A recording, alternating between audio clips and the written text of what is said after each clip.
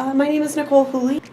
To get AODA certification, you need to complete the AODA certification program, which is mandated by DHS.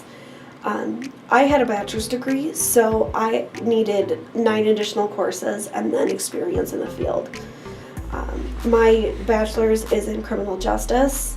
I did an internship at the Drug Abuse Correctional Center, which really ignited my passion for substance abuse. What I was seeing is a lot of people who were ending up in jails and prisons weren't getting the treatment they needed, so when they were going back out, they were seeing the same things, same people, same places, same things. I actually do a variety of things. I do intake assessments. I'm also part of our walk-in pilot program. I do a continuing care group, which is a step down from our primary treatment. And I also run a primary treatment group, intensive outpatient, so that's a 3-day-a-week program. Violating the conditions of their probation or parole or getting another OWI. So I started working in community-based programs. After 4 years, I moved to outpatient care. There are also clinical supervisors as well as a physician that oversees us. It ranges between 12 and 15. We have piloted that walk-in model, that we do walk-ins twice a week, that if someone believes that they're struggling with addiction, they can come in on a Monday or Thursday and say, I would like to be assessed immediately. We're an outpatient voluntary program. We don't see overdoses in the clinic. What we're really talking about is wait lists to get into group. AODA treatment is primarily done in the group setting. And there's a period of time that could potentially that you could wait to get into group, but you're seeing in individuals before then. So you're not going without. When someone completes an intake assessment, a recommendation is made right in that assessment saying that based on the screening tools that we use, you are appropriate for this level of care. We then offer them the opportunity to schedule right away. Here is the next opening for group. Would you like this date? If you're apprehensive, you do have 5 business days to call us back and let us know what you decide.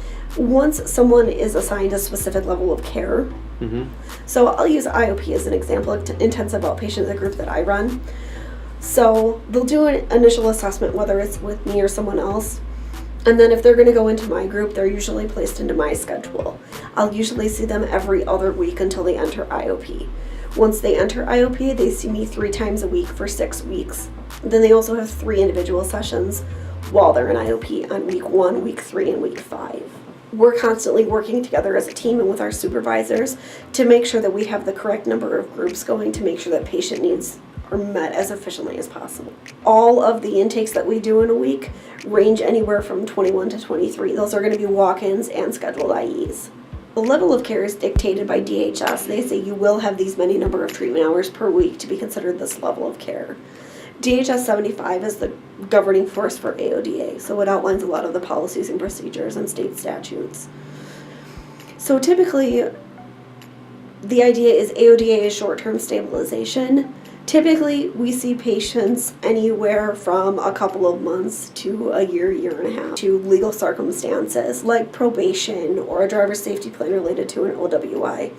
Those individuals are ordered to do treatment to remain compliant, and they want to take some time and really evaluate what they want to do before they move forward.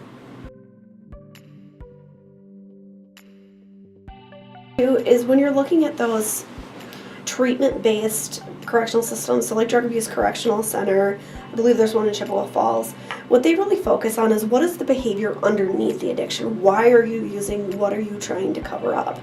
Which is the same thing that we do in outpatient. We're looking at what is triggering someone to want to use, what emotional need isn't being met, or what emotion are they trying to mask or magnify. Not necessarily about the system that I work in, but the system as a whole.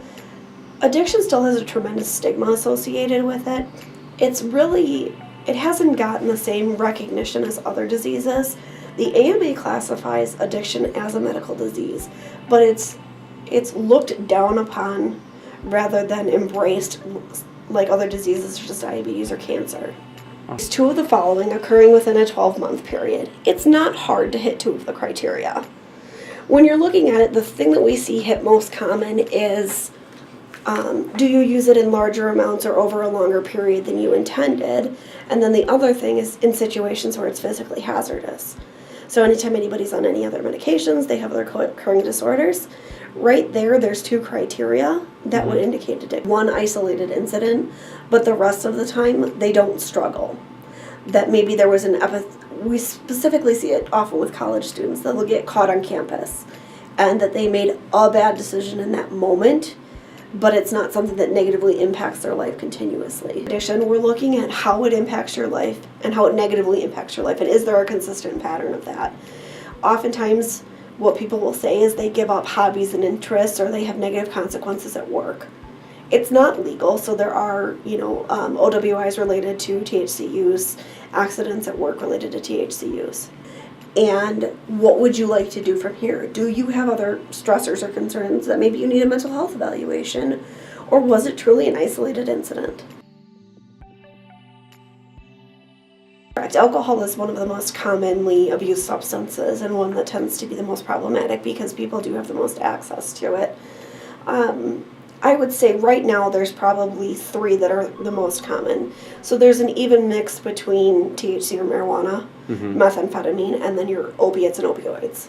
Look at what's being said, that there's the opiate epidemic. The reality is there's a substance epidemic, that there is problems in this area, and that because we're more connected than we ever have been in the past, it seems like things are spreading farther and faster, which is why the opiate-based medications like morphine or oxycodone work really well for pain relief.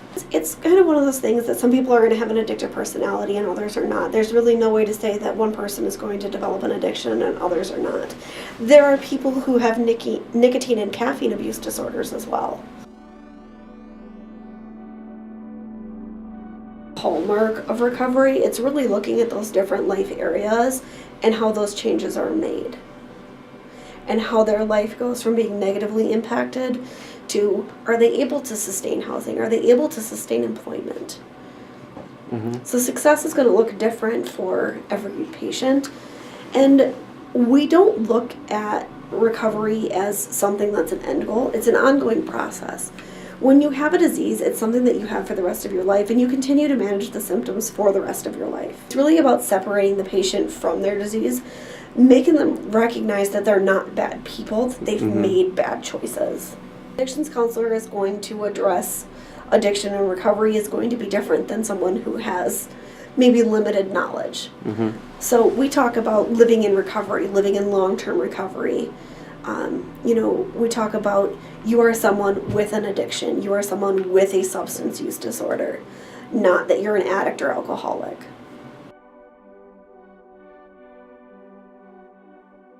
Law enforcement. So our interactions are directly tied to safety and medical emergencies. We are located within a jurisdiction that anytime that there's a crisis call or emergency call, Menasha PD is automatically sent.